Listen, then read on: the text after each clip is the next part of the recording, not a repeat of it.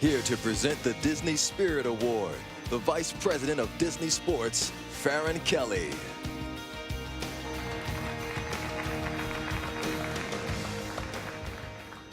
The Disney Spirit Award is given annually to college football's most inspirational figure. Now, traditionally, this award has gone to an individual, but this year, a story came out that took us in a different direction. One of our company's favorite Walt Disney quotes is, "You can dream, create, design, and build the most wonderful place in the world, but it requires people to make that dream a reality." This year's recipient is all about the people in Iowa City who have made college football a little more magical. Tom Rinaldi has the story.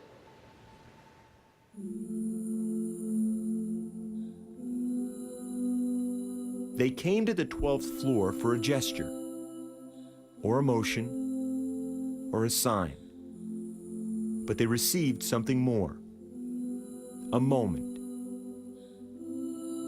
It's almost like a wave of hope, like you're not in this on your own.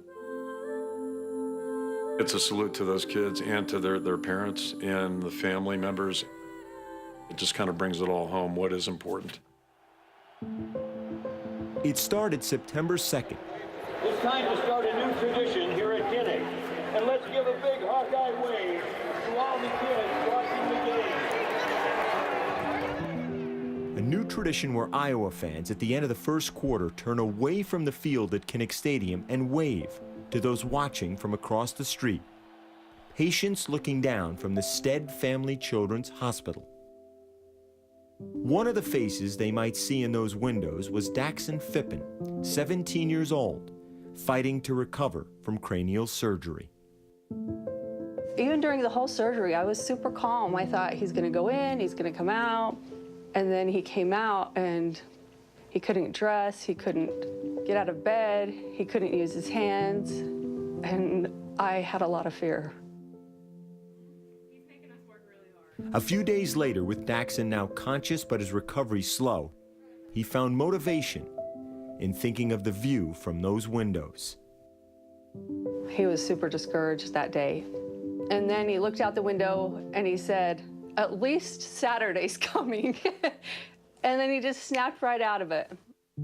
Being able to have that game to look forward to all week, that definitely helped with being able to make the days go by a little bit faster and easier, I guess.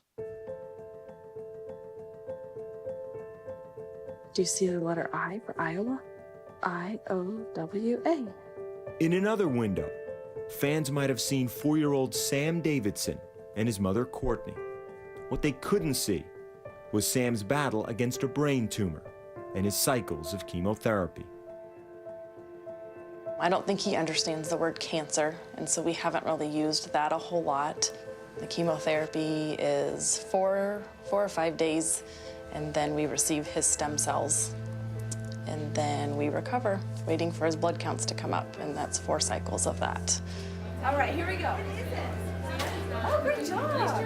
But on a fall Saturday, it isn't about radiation or IVs.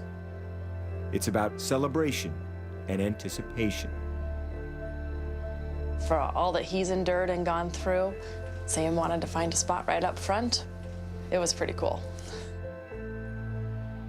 Sam might not know it, but he means more to Iowa's head coach than he could ever imagine.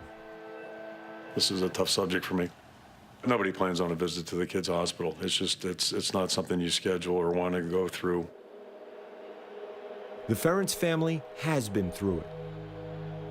In 2014, Kirk and Mary Ferentz lost their granddaughter, Savvy, who was born prematurely at Iowa Children's at just over 21 weeks. We knew it was too early. You try to stop labor, but they were unable to. Savvy was born, and she survived for 2 days. And to see my son and daughter-in-law in such pain, and it couldn't do anything for it. That was probably the lowest moment. This past summer, Kirk and Mary made $1 million donation to the hospital to create a program in neonatal research. After talking with Savvy's mother, Nikki, the family named the program in the baby's honor.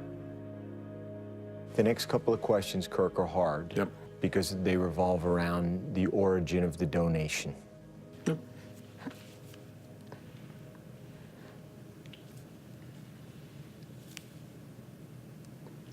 It's been a couple of years, and you know, there'll always be an empty spot where Savvy was supposed to be. I mean, she's very much a part of our family, a part of our life. And I think the best thing was when I talked to Nikki. She goes, our biggest fear is that Savvy's memory will dim, and now it won't.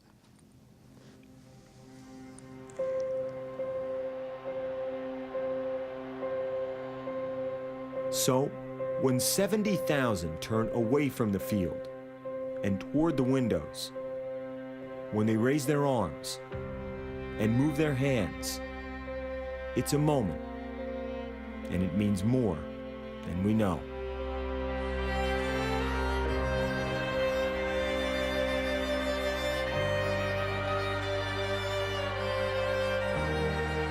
You see it and the flood of people looking back at you.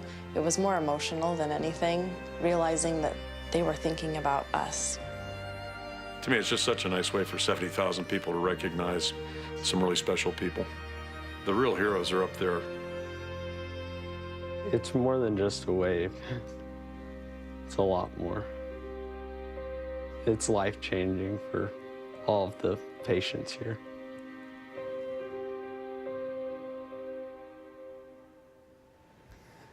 It is with great pride, as I myself am a native of the state of Iowa, to present this year's Disney Spirit Award to the University of Iowa football program, its fans, and the Stead Family Children's Hospital.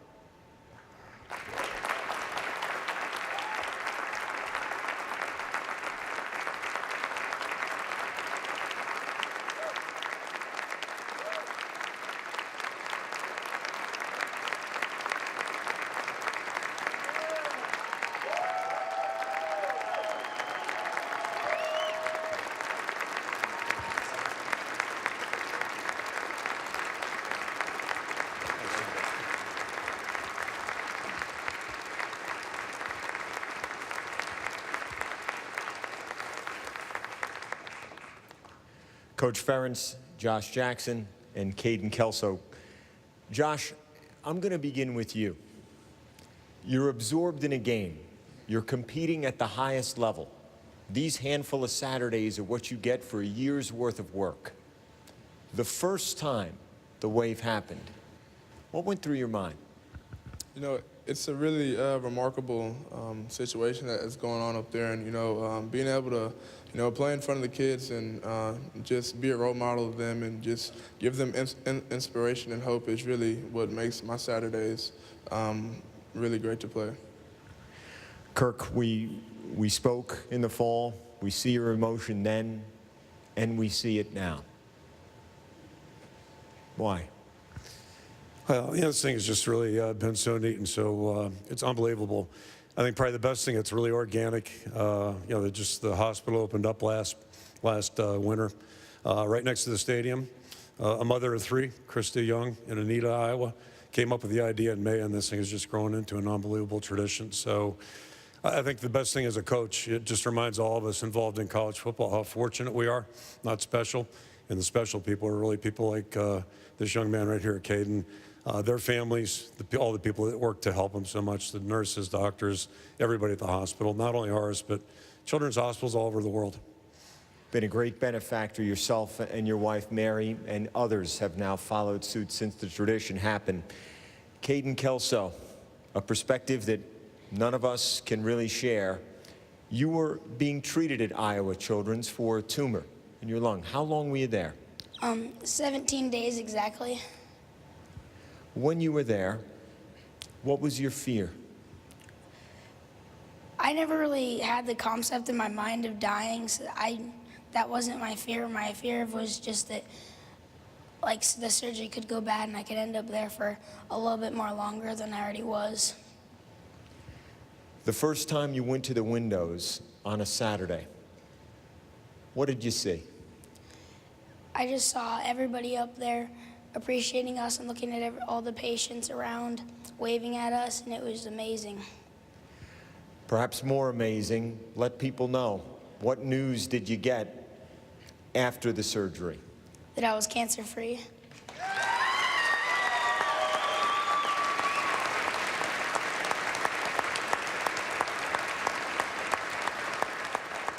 And then, Caden, you had the opportunity to do something remarkable, to go from one side of the window to the other.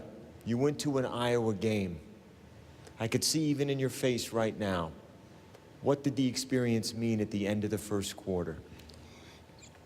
It was just really amazing to see. It was just really emotional, being able to look back over there and experience the wave and wave back to the children. What message were you sending them, Caden? That I hope they all recover from their surgeries and their illness. I'm just happy that they all chose me to represent them.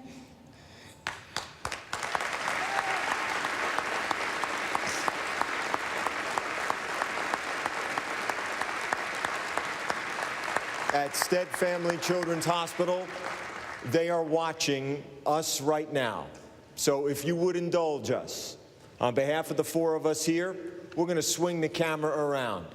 And for everybody in this hall tonight, if you would, raise your hand and give a wave. There'll be more from the College Football Awards here at Atlanta when we return.